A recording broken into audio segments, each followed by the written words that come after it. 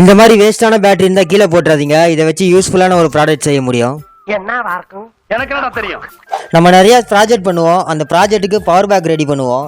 பேட்டரியில் சால்ட்ரிங் லெட்டு நிற்கவே நிற்காது. இதை வச்சு சால்ட்ரிங் பேஸ்ட் ரெடி பண்ணலாம். அது எப்படி ரெடி பண்ணலான்னு பார்க்கலாமா?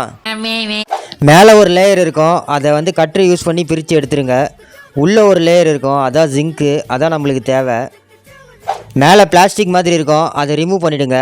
உள்ளே பிளாக் கலரில் சாண்டு மாதிரி வரும், அதெல்லாம் ஸ்க்ரூ டிரைவரை யூஸ் பண்ணி உள்ளே ஃபுல்லாக க்ளீன் பண்ணிவிடுங்க. இந்த ஜிங்கை கட்டரை யூஸ் பண்ணி சின்ன சின்னதாக கட் பண்ணிக்கோங்க. இந்த மாதிரி பொடிசாக கட் பண்ணி வச்சுக்கோங்க.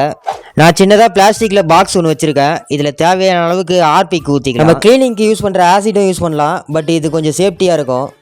இந்த ஜிங்கை ஃபுல்லாக உள்ளே போட்டுட்டு ஒரு 12 hours அப்படியே விட்டுருவோம். போட்ட உடனே ரியாக்ஷன் ஆக ஸ்டார்ட் ஆகிடுச்சு. எப்படி ரியாக்ஷன் ஆகுது பாருங்கள், ஆசிட் பட்டோன்னு. கொஞ்ச நேரத்துலேயே நுரை அப்படியே மேலே பொங்கி வரும்.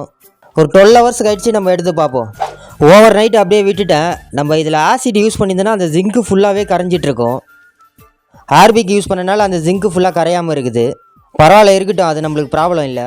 இதை வச்சு சால்ட்ரிங் பண்ணி பார்க்கலாம். ஃபஸ்ட்டு ஃபேஸ் இல்லாமல் நான் சால்ட்ரிங் பண்ணுறேன். அது லெட்டு நிற்கவே மாட்டேங்குது பாருங்கள், அப்படியே உருண்டு உருண்டு ஓடுது. பிச்சாலும் ஈஸியாக வந்துடுது. இப்போ இந்த பேஸ்ட்டை வச்சு சால்ட்ரிங் பண்ணி பார்ப்போம். எவ்வளோ சூப்பராக சால்ட்ரிங் ஆகுது பாருங்கள். கஷ்டமே இல்லாமல் எவ்வளோ சூப்பராக சால்ட்ரிங் ஆகிருக்கு பாருங்கள். இதை கட்டரை வச்சு நம்ம ரிமூவ் பண்ணாலும் வர மாட்டேங்குது.